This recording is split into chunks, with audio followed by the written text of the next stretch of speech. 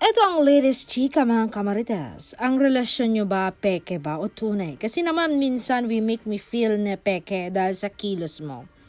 Yan ang diretsahang tanong ng mga mosang kay aktor. Sabi niya, grabe naman kayo, talaga ba? Pero akala nyo lang ba't totoo ang nararamdaman ko sa kanya, kay Bem? Mahal ko siya, iyon ang totoo.